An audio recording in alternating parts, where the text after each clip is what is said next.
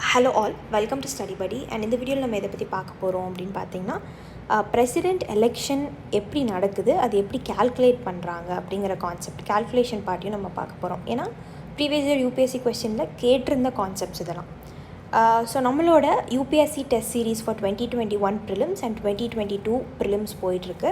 So இந்த course பற்றின details உங்களுக்கு தெரியணும் அப்படின்னா டெஸ்கிரிப்ஷன் பாக்ஸில் வாட்ஸ்அப் அண்ட் டெலிகிராம் நம்பர் இருக்குது, அதுக்கு மெசேஜ் பண்ணி கோர்ஸ் டீட்டெயில்ஸ் கேட்டுக்கோங்க. 30 டெஸ்ட் பேப்பர்ஸ் எழுதுவோம் அண்ட் 30 டெஸ்ட் பேப்பர்ஸ்லையும் உங்களுக்கு டீட்டெயில்டு சொல்யூஷன் அனாலிசிஸ் கிடச்சிரும். ஸோ ஃபார் எக்ஸாம்பிள் இந்த ஒரு கொஸ்டின் உங்களுக்கு அனாலிசிஸ் பண்ணி காட்டுறேன் நான். ஸோ 30th question பாருங்கள். Which of the following statement is are correct about the method of election of the president? So நார்மலாக நம்ம ஒரு கொஷின் பேப்பரை டீகோட் பண்ணுறோம் அப்படின்னா அதோட சொல்யூஷன் நார்மலாக படிச்சுட்டு போகாமல் ப்ரிலிம்ஸ் பாயிண்ட் ஆஃப் வியூலேருந்து எப்படி கேட்பாங்க, இது வரைக்கும் ப்ரீவியஸ் இயர் கொஷின்ஸ் வந்து என்னென்ன கேட்டிருக்காங்க, இந்த கான்செப்ட்ஸ்லேருந்து கேட்டிருக்காங்களா அப்படிங்கிற மாதிரி செக் அவுட் பண்ணிவிட்டு அதுக்கப்புறம் வந்து ஒரு சொல்யூஷனை அனலைஸ் பண்ணுங்கள். சரிங்களா? ஸோ பிரசிடென்ட் பற்றி கேட்டிருக்காங்க. Article 50 of the constitution prescribes and indirect election through the system of proportional representation by means of a secret ballot. So இந்த ஃபஸ்ட் ஆப்ஷன் தப்பு. ஏன் அப்படின்னு பார்த்தீங்கன்னா ஆர்டிகல் 15 உங்களுக்கு தெளிவாக தெரியும்.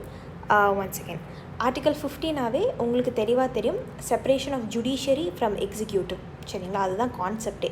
ஸோ 50 சான்ஸ் இல்லை. அப்போ என்ன ஆர்டிக்கல்னு கேட்டிங்கன்னா article 55 indirect election of president பற்றி பேசுது. அண்ட் பிரசிடென்ட் எப்படி நம்ம எலெக்ட் பண்ணுறோம் அப்படின்னா proportional representation by means of a single transferable vote and secret ballot நடக்குது. இதை பற்றி நம்ம டீட்டெயிலாக பார்ப்போம்.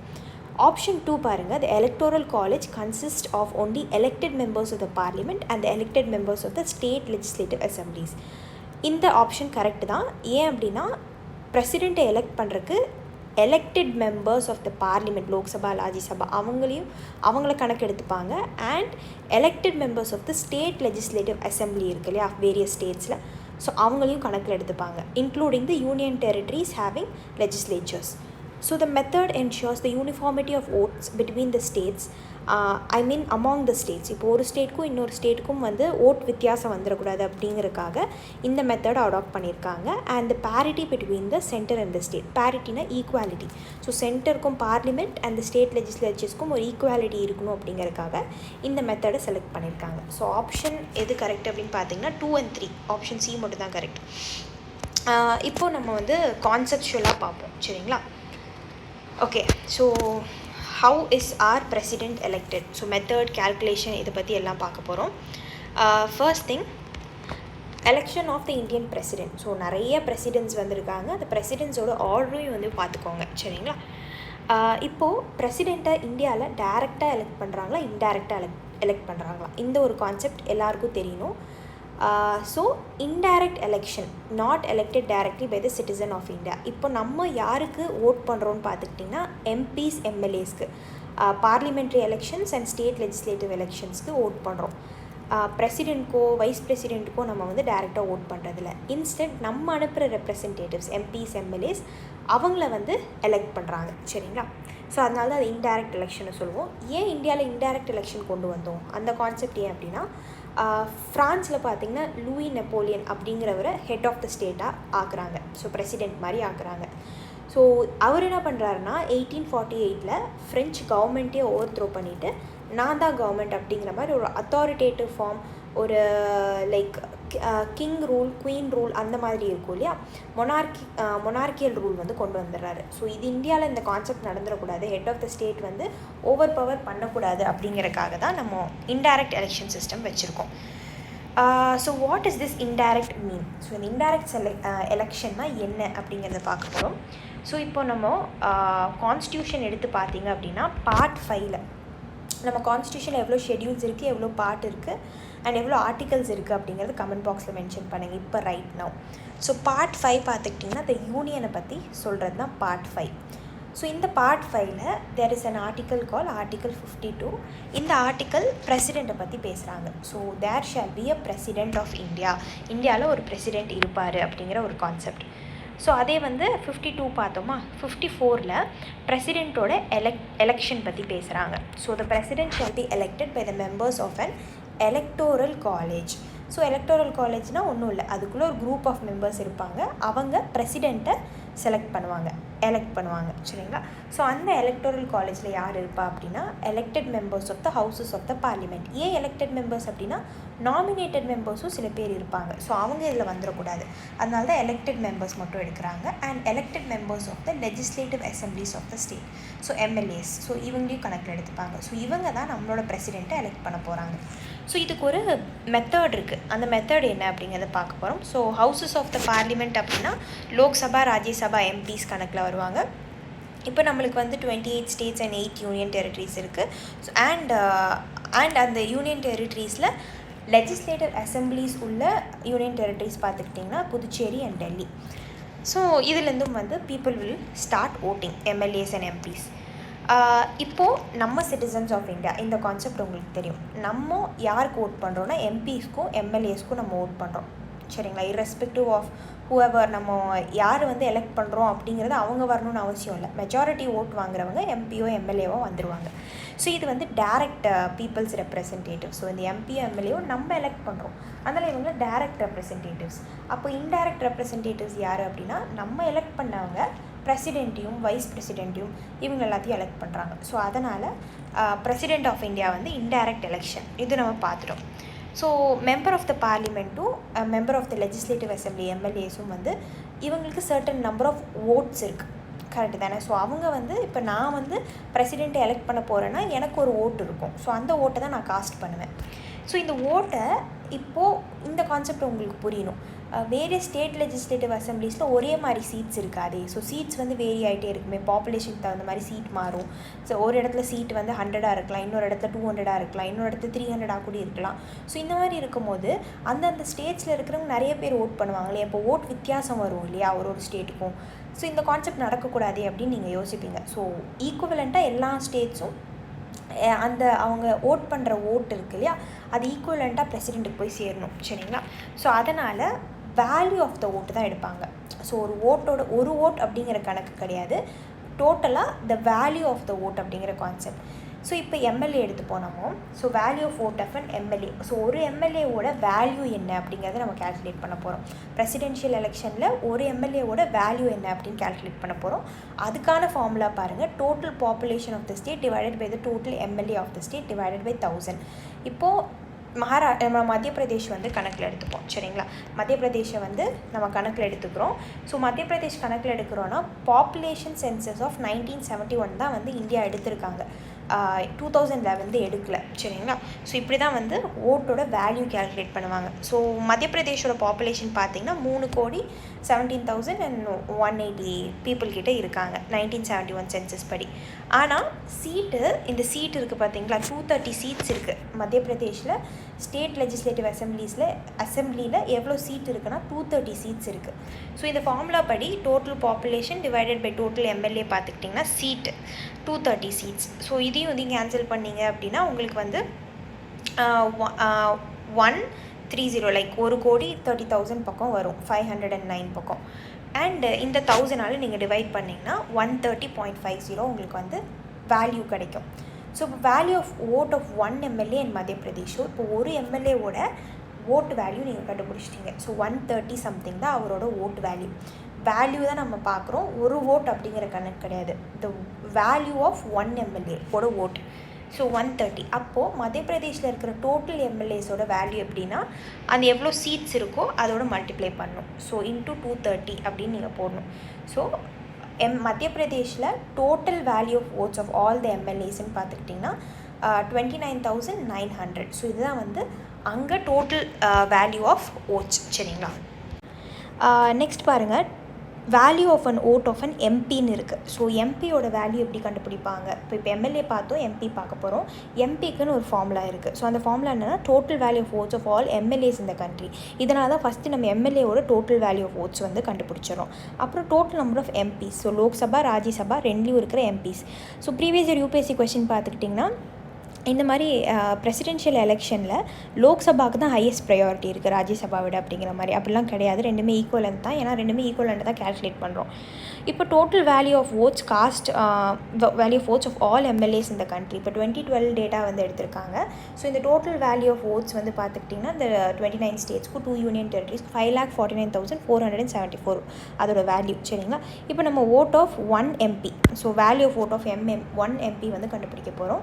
ஸோ இதுக்கு வந்து இந்த total value of the MLAs இந்த கண்ட்ரி, ஸோ 5,49,474 ப்ளஸ் அப்போ வந்து எவ்வளோ சீட்ஸ் இருந்தது அப்படின்னு பார்த்துக்கிட்டிங்கன்னா 543 seats in Lok Sabha and 233 seats in Rajya Sabha. So டோட்டலாக 776. ஸோ இதை டிவைட் பண்ணிங்க அப்படின்னா 708 கிடைக்கும். இப்போ total value of vote of all the MPs, எல்லா எம்பிஸோட டோட்டல் வேல்யூ ஆஃப் vote கண்டுபிடிக்கணும்னா எவ்வளோ எம்பிஸ் இருக்காங்க? 776. ஸோ 776 இன்ட்டு இந்த value of vote of 1 MP, so 5,49,408 கிடைக்கும். இதுக்கு முன்னாடி நம்ம பிரசிடெண்ட்டோட எலெக்ஷனில் அந்த வேல்யூ கண்டுபிடிக்கிறதுக்கு elected members of the parliament, elected members of the state legislatures பார்த்தோம். ஸோ இது ரெண்டையுமே ஆட் பண்ணணும். ஸோ இந்த வேல்யூவும் லைக் ஸ்டேட் லெஜிஸ்லேச்சர்ஸோட டோட்டல் எம்எல்ஏஸோட வேல்யூ இங்கே இருக்குது, அண்ட் பார்லிமெண்ட்டோட டோட்டல் வேல்யூ இங்கே இருக்குது. ஸோ இது ரெண்டையும் ஆட் பண்ணால் 10,98,882 கிடைக்கும். ஸோ இப்போ வந்து வேல்யூ கண்டுபிடிச்சிட்டோம். இப்போ ஓட்டிங் சிஸ்டம்க்கு நம்ம போவோம். இப்போ ஓட்டிங் சிஸ்டம் பிரசிடென்ஷியல் எலெக்ஷனில் நம்ம பார்த்தோம் proportional representation by means of single transferable vote. So இதில் சிங்கிள் ட்ரான்ஸ்ஃபரபிள் ஓட்னா என்ன அப்படிங்கிறத பார்க்க போகிறோம். இந்த சிங்கிள் ட்ரான்ஸ்ஃபரபிள் ஓட் வந்து ஆர்டிகல் 55 clause 3ல கொடுத்துருக்காங்க. இப்போ ஃபார் எக்ஸாம்பிள் பிரசிடென்ஷியல் எலெக்ஷனுக்கு 4 கேண்டிடேட் நிற்கிறாங்கன்னு வச்சுக்கோங்களேன். ஸோ ஓட்டர்ஸ் யார்? ஓட்டர்ஸ் வந்து எம்பிசியும் எம்எல்ஏஸ் தான் ஓட்டர்ஸ். ஸோ ஒருத்தருக்கும் ஒரு வேல்யூ இருக்குது. கரெக்டுங்களா? அந்த வேல்யூ தான் நம்ம பார்த்தோம். ஸோ ஒரு ஓட்டரும் என்ன பண்ணுவாங்கன்னா ப்ரிஃபரன்ஸ் கொடுப்பாங்க. இப்போ 4 பேர் இருக்காங்கன்னா கேண்டிடேட் ABCDன்னு நான் வந்து ஃபஸ்ட்டு சிக்கு ப்ரிஃபரன்ஸ் கொடுப்பேன். சி அப்படிங்கிற ஒருத்தர் வந்தால் நல்லாயிருக்கும் அப்படிங்கிற மாதிரி. அவருக்கு அடுத்து நான் ஏக்கு கொடுக்குறேன், அடுத்து டி கொடுக்குறேன், அடுத்து தான் பி கொடுக்குறேன். ஸோ இந்த மாதிரி ஒரு எம்பியும் ஒரு எம்எல்ஏவும் ப்ரிஃபரன்சஸ் கொடுப்பாங்க. சரிங்களா? ஸோ இப்போ ஃபார் எக்ஸாம்பிளுக்கு பாருங்கள், ABCDன்னு 4 கேண்டிடேட்ஸ் நம்ம சொன்னோம். ஸோ இந்த 4 கேண்டிடேட்ஸ்க்கும் டோட்டல் நம்பர் ஆஃப் votes இப்போது கேண்டிடேட் ஏக்கு 5,250, candidate B 4,800, C 2,700, D 2,250. So total number of votes வந்து காஸ்ட் பண்ணியிருக்கிறது 15,000 votes. இந்த 15,000 இஸ் ஈக்குவல் டு திஸ் 10,98,882. சரிங்களா? ஸோ இது வந்து இந்த 15,000 அப்படிங்கிறது உங்களோட ரெஃபரன்ஸ்க்காக ஈஸியாக புரியணும் அப்படிங்கிறதுக்காக. பட் ஆக்சுவலாக லேக்ஸ் கணக்கில் தான் ஓட்டு இருக்கும். ஸோ 10 lakhs அப்படின்னு இருக்கிறது இல்லையா? ஸோ ஒருத்தவங்களுக்கும் வந்து 2 lakh, 5 lakh, 6 lakh, 4 lakh, 1 lakh, 90,000 அந்த மாதிரிலாம் வந்து ஓட்ஸ் இருக்கும். சரிங்களா? இது வந்து நம்மளோட ரெஃபரன்ஸ்க்காக தௌசண்ட்ஸ் கணக்கில் நம்ம வந்து ஓட்ஸ் எடுத்திருக்கோம். அப்போ தான் நம்மளால் கேல்குலேட் பண்ணுறதுக்கு உங்களுக்கு புரியறதுக்கு ஈஸியாக இருக்கும். சரிங்களா? ஓகே. ஸோ இதுதான் வந்து number of total value of votes. And இன்னொரு விஷயம் என்ன அப்படின்னு பார்த்துக்கிட்டிங்கன்னா, ஒரு முக்கியமான விஷயம், இப்போது 4 பேர் தான் பிரசிடென்ஷியல் கேண்டிடேட்ஸ் அப்படின்னா நான் தான் ஓட்டர், MP MLA தான் ஓட்டர். இப்போ நான் ப்ரிஃபரன்ஸ் கொடுக்கணும் இல்லையா? இந்த ப்ரிஃபரன்ஸ் வந்து நான் கொடுக்கவே இல்லை அப்படின்னா என்னோடய ஓட் வந்து இன்வேலிட் ஓட். சரிங்களா? பட் நான் ஒரு ப்ரிஃபரன்ஸாவது கொடுக்கணும், அட்லீஸ்ட் 1 ப்ரிஃபரன்ஸ். அது இப்போ நான் சியை சூஸ் பண்ணுறேன் அப்படின்னா சியாவது நான் சூஸ் பண்ணிடணும். சரிங்களா? அதுதான் கான்செப்ட். Okay, next one. இங்கே பாருங்கள், இப்போது வின்னர் எப்படி அறிவிப்பாங்க அப்படின்னா, வின்னர் வந்து இந்த total number of votes cast பண்ணியிருப்பாங்க இல்லையா? ஸோ அந்த ஓட் டிவைடட் பை 2 + 1. ஸோ டோட்டலாக 7,501 ஓட்டுக்கு மேலே எடுத்திருந்தால் அவங்க தான் வந்து வின்னிங் கேண்டிடேட். ஸோ இந்த கான்செப்ட் புரிஞ்சதுன்னு நம்புகிறேன். அண்ட் நெக்ஸ்ட் திங் பாருங்கள், ஸோ இப்போ வந்து டோட்டல் நம்பர் ஆஃப் votes நம்ம பார்த்துட்டோம். இதில் லீஸ்ட் நம்பர் ஆஃப் votes யார் எடுத்திருக்காங்க அப்படின்னா டி தான் எடுத்திருக்காரு. So top number of votes வந்து ஏ எடுத்திருக்காரு 5,250. Least number of votes 2,250. சரிங்களா? ஸோ இப்போ நம்ம என்ன பண்ணணும், இந்த 2,250 votes பிரிக்க போகிறோம். இந்த 3 கேண்டிடேட்ஸ்க்கு பிரித்து கொடுக்க போகிறோம். எப்படி பிரித்து கொடுப்போம் அப்படின்னு பாருங்கள். இப்போது இந்த டி கேண்டிடேட் இருக்கார் இல்லையா? டி கேண்டிடேட் எவ்வளோ பேர் ஓட் பண்ணியிருக்காங்க? 2,250 people, least number of people vote பண்ணியிருக்காங்க. அதனால் இவரோட ஓட் எடுத்து ஏபிசிக்கு பிரித்து கொடுக்க போகிறோம். அது எப்படி பிரித்து கொடுப்போம் அப்படின்னு பார்த்தீங்கன்னா, செகண்ட் ப்ரிஃபரன்சஸ். இப்போது இந்த 2,250 பீப்புளில் இந்த மக்கள் எல்லாருமே செகண்ட் ப்ரிஃபரன்ஸ் வந்து இவங்களுக்கு கொடுத்துருப்பாங்க. இப்போ ஃபஸ்ட்டு ப்ரிஃபரன்ஸ் டிஏ சூஸ் பண்ணியிருக்காங்க. இதில் இருக்கிறவங்க செகண்ட் ப்ரிஃபரன்ஸ் வந்து ஏபிசி அப்படி சூஸ் பண்ணியிருப்பாங்க. இப்போது இந்த 2250 300 பீப்புள் வந்து ஏக்கு ப்ரிஃபரன்ஸ் கொடுத்துருக்காங்க, செகண்ட் ப்ரிஃபரன்ஸ். ஃபஸ்ட்டு வந்து டி கொடுத்துருக்காங்க. அப்புறம் இந்த 2250 1050 பீப்புள் வந்து பிக்கு செகண்ட் ப்ரிஃபரன்ஸ் கொடுத்துருக்காங்க. அப்புறம் இதில் 900 பீப்புள் வந்து சிக்கு செகண்ட் ப்ரிஃபரன்ஸ் கொடுத்துருக்காங்க. அதனால் இப்போ என்ன பண்ண போகிறோன்னா இந்த ஓட்ஸ் எல்லாம் பிரித்து நம்ம இந்த ஏபிசிக்கு கொடுக்க போகிறோம். ஸோ இப்படி கொடுத்தோம் அப்படின்னா ஓட்ஸ் வந்து வேரியேஷன் மாறும். இப்போ 5250 இருக்கிறவங்க ப்ளஸ் இந்த 300 கொடுத்தோம்னா 550, அந்த மாதிரி மிச்சவங்க எல்லாத்துக்குமே போடுங்க. இப்படி போட்டிங்க அப்படின்னா இப்போ ஏலேருந்து பி தான் வந்து ஃபஸ்ட்டாக தெரிகிறாரு. ஸோ இப்போ 5550 ஓட்ஸ் இவர் எடுத்திருக்காரு, பி வந்து 5850. இதில் லீஸ்ட் நம்பர் ஆஃப் ஓட்ஸ் இவங்க 3 பேர் கூட கம்பேர் பண்ணும்போது சி தான். ஸோ சி வந்து 3600 ஓட்ஸ் எடுத்திருக்காங்க. இப்போது நம்ம சியோட ஓட்டை பிரித்து கொடுக்க போகிறோம். யாருக்கு அப்படின்னா ஏக்கும் பிக்கும். இது எப்படி பண்ணுவோம் அப்படின்னா நம்ம செகண்ட் ப்ரிஃபரன்ஸ் இங்கே எடுத்தோம், அடுத்து தேர்ட் ப்ரிஃபரன்ஸ் எடுக்க போகிறோம். இப்போது இந்த சிக்கு ஃபஸ்ட்டு ப்ரிஃபரன்ஸ் 3600 ஓட்ஸ் வந்து சியை வந்து ஃபஸ்ட்டு ப்ரிஃபர் பண்ணியிருக்காங்க. அண்ட் நெக்ஸ்ட் திங் பாருங்கள். ஸோ சி இந்த சென்ஸ் அடுத்து செகண்ட் ப்ரிஃபரன்ஸ்க்கு அடுத்து தேர்ட் ப்ரிஃபரன்ஸ் தான் இருக்குது. இந்த 3600 1700 பீப்புள் ஏவை வந்து தேர்ட் ப்ரிஃபரன்ஸ் எடுத்திருக்காங்க. அண்ட் நெக்ஸ்ட் வந்து 1900 பீப்புள் வந்து பியை வந்து தேர்ட் ப்ரிஃபரன்ஸ் எடுத்திருக்காங்க. ஸோ நெக்ஸ்ட் இப்போ என்ன பண்ணுவோம் உங்களுக்கு தெரியும். So total number of votes 5550லேருந்து 1700, அதுக்கப்புறம் இந்த 5850லேருந்து 1900. ஸோ இப்போ இந்த 2 பேரில் ஏ வந்து 7250, பி வந்து 7750. இப்போ நம்ம டோட்டலாக ஃபஸ்ட்டு ஒரு ஃபார்முலா பார்த்தோம் பார்த்தீங்களா. இந்த total number of votes divided by 2 + 1ல் வந்து பார்த்தீங்கன்னா 7501 ஓட்டுக்கு மேலே எடுக்கணும். ஸோ நம்மளோட பி கேண்டிடேட் 7501க்கு மேலே எடுத்துட்டார், 7750. ஸோ இதனால் நம்ம ஓட்டை விட அதிகமாக எடுத்தனால இவர் தான் வந்து வின்னராக அறிவிப்பாங்க. சரிங்களா, அது total number of votes calculate பண்ணியிருக்கோம் இல்லையா, இந்த ஓட்டை விட அதிகமாக எடுக்கணும். ஸோ நம்மளோட வின்னர் யார் அப்படின்னு பார்த்தீங்கன்னா பிரசிடென்ஷியல் கேண்டிடேட் வந்து பி. ஸோ இதுதான் வந்து proportional representation by means of single transferable vote. So I hope இந்த கான்செப்ட் ஆல்ரெடி நான் எக்ஸ்பிளைன் பண்ணிட்டேன், பட் இதை வந்து உங்களோட ரெஃபரன்ஸ்க்காக இன்னொரு தடவை எக்ஸ்பிளைன் பண்ணியிருக்கேன். ஸோ ஐ ஹோப் எப்படி நம்ம பிரசிடெண்ட்டை எலெக்ட் பண்ணுவோம் அப்படிங்கிற கான்செப்ட் உங்களுக்கு புரிஞ்சுதுன்னு நம்புகிறேன். அண்ட் தேங்க்யூ ஃபார் வாட்சிங் த வீடியோ கைஸ். அண்ட் முடிஞ்ச அளவுக்கு give it a word of mouth. உங்கள் ஃப்ரெண்ட்ஸ் கூட ஷேர் பண்ணுங்கள். வாட்ஸ்அப் ஸ்டேட்டஸ், இன்ஸ்டா ஸ்டேட்டஸ், டெலகிராமில் ஏதாவது குரூப்ஸில் இருந்தீங்கன்னா please share our videos. And உங்களுக்கு பிடிச்சிருந்தேன்னா definitely give a thumbs up and comment your உங்களோட என்ன நினைக்கிறீங்க, உங்களோட queries எல்லாமே கமெண்ட் பண்ணுங்கள் கீழே.